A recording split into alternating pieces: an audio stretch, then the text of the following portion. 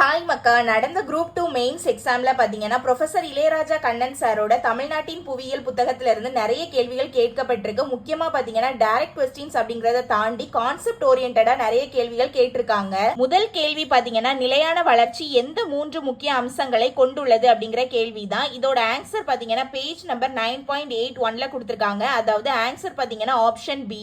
Page number 9.81 check பண்ணும்போது பாத்தீங்கன்னா நிலையான நீடித்த வளர்ச்சியின் 3 தூண்கள் அப்படின்னு சொல்லிட்டு சுற்றுச்சூழல், சமூக நிலைத்தன்மை, பொருளாதார நிலைத்தன்மை அப்படின்ட்டு பொருளாதாரம் கொடுத்துட்டாங்க. அதாவது நம்ம ஆப்ஷன் வச்சு பார்க்கும்போது பாத்தீங்கன்னா சமூகம், சுற்றுச்சூழல் அப்படிங்கிறது காமனா கொடுத்துருக்காங்க. ஆனா இயற்கை வள மேலாண்மையா, இல்ல பொருளாதாரமா, இல்ல மாசு கட்டுப்பாடா, இல்ல தொழில்நுட்பமா அப்படிங்கறது தான் நம்ம ஃபைண்ட் அவுட் பண்ணணும். ஸோ இங்க பாத்தீங்கன்னா கிளியரா 9.81ல மென்ஷன் பண்ணிட்டாங்க. சுற்றுச்சூழல், சமூக நிலைத்தன்மை, நெக்ஸ்ட் பாத்தீங்கன்னா பொருளாதார நிலைத்தன்மை அப்படிங்கிறது என்விரான்மெண்டல், சோசியல் அண்ட் எக்கனாமிக் அப்படிங்கறத கிளியரா கொடுத்துட்டாங்க. செகண்ட் கொஸ்டின் பாருங்க, சரியான இணையை தேர்வு செய்க. அதாவது செம்மறி ஆடு வகைகள் கொடுத்திருக்காங்க, அதோட மாவட்டங்களும் கொடுத்திருக்காங்க. சோ இது நம்ம எது கரெக்ட் அப்படிங்கறத ஃபைண்ட் அவுட் பண்ணணும். ஆன்சர் பாத்தீங்கன்னா ஆப்ஷன் பி தான் கரெக்ட். 1 மற்றும் 2 சரி. பாத்துடலாமா? முதலாவது பாத்தீங்கன்னா மேச்சேரி, அதாவது சேலம் கொடுத்திருக்காங்க, கரெக்டா இருக்கு. நெக்ஸ்ட் பாத்தீங்கன்னா மദ്രാஸ் ரெட், அதாவது சென்னை சிகப்பு ஆடு வந்து திருவள்ளூர் கொடுத்திருக்காங்க. இங்க பாத்தீங்கன்னா தெரியும் சென்னை, காஞ்சிபுரம், திருவள்ளூர் அப்படிங்கிறது மென்ஷன் ஆயிடுச்சு. நெக்ஸ்ட் பாத்தீங்கன்னா ராம்நாட் ஒயிட் அப்படிங்கிறது கொடுத்திருக்காங்க. இது ஏன் தப்புன்னு பாத்துடலாமா?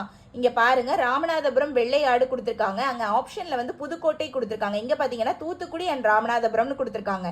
சோ டைரக்டா பாத்தீங்கன்னா நமக்கு பார்த்தாலே தெரியுது இது தப்பு அப்படின்னு. நெக்ஸ்ட் பாத்தீங்கன்னா கீழக்கரிசல், ராமநாதபுரம், விருதுநகர், மதுரை, திண்டுக்கல் கொடுத்திருக்காங்க. ஆனா நமக்கு ஆப்ஷன்ல பாத்தீங்கன்னா காஞ்சிபுரம் கொடுத்திருக்காங்க. சோ இதுவும் தப்பு அப்படின்னு நம்ம டைரக்டா ஃபைண்ட் அவுட் பண்ணிடலாம். இந்த நேரடி கேள்வி பாத்தீங்கன்னா பேஜ் நம்பர் 4.65ல டைரக்டா கொடுத்திருக்காங்க. அடுத்த நேரடி கேள்வி பாருங்க, தேசிய சுற்றுச்சூழல் நிர்வாக தீர்ப்பாய சட்டம் இயற்றப்பட்ட ஆண்டு எப்போ அப்படின்னு கேட்டிருக்காங்க. இங்க பாத்தீங்கன்னா தெரியும் தேசிய சுற்றுச்சூழல் தீர்ப்பாய சட்டம் வந்து 1995 அப்படின்ட்டு இங்க கொடுத்துட்டாங்க. இதோட பேஜ் நம்பர் பாத்தீங்கன்னா 8.81. இந்த சட்டங்கள் பொறுத்த வரைக்கும் பாத்தீங்கன்னா தமிழ்நாட்டின் புவியியல் புத்தகத்துல 8.71ல இருந்து நீங்க பார்த்தாலே உங்களுக்கு தெரியும் எல்லா சட்டங்களையுமே பாத்தீங்கன்னா ரொம்ப டீடைலா எக்ஸ்பிளைன் பண்ணி கொடுத்திருப்பாங்க. அதாவது நோக்கங்கள் என்ன, அதுக்கப்புறமா அதோட முக்கிய அம்சங்கள் என்ன அப்படின்னு சொல்லிட்டு ரொம்ப டீடைலா கொடுத்திருப்பாங்க. எக்ஸாம்பிளுக்கு பாத்தீங்கன்னா இந்த தேசிய சுற்றுச்சூழல் தீர்ப்பாய சட்டம் 1995 அப்படிங்கறதோட நோக்கமும் கொடுத்திருக்காங்க, அதோட முக்கிய அம்சங்களும் கொடுத்திருக்காங்க. அதுல பாத்தீங்கன்னா தேசிய பசுமை தீர்ப்பாய சட்டம் அப்படிங்கிறது 2010 அப்படிங்கிறது வரைக்கும் ரொம்ப டீடைலா எக்ஸ்பிளைன் பண்ணி கொடுத்திருக்காங்க. நீங்க பாத்தீங்கன்னா குரூப் 2, குரூப் 2A எக்ஸாம்க்கான prelims and mains exam prepare பண்ணிட்டு இருக்கீங்க அப்படின்னா உங்களுக்கான தரமான புக்கு தான் தமிழ்நாட்டின் புவியியல் புத்தகம். நீங்க இன்னும் இந்த புக்கை வாங்கல அப்படின்னா குயிக்கா ஆர்டர் பிளேஸ் பண்ணி வாங்கிருங்க. டீடைல்ஸ் வந்து ஸ்கிரீன்ல கொடுத்துட்றேன்.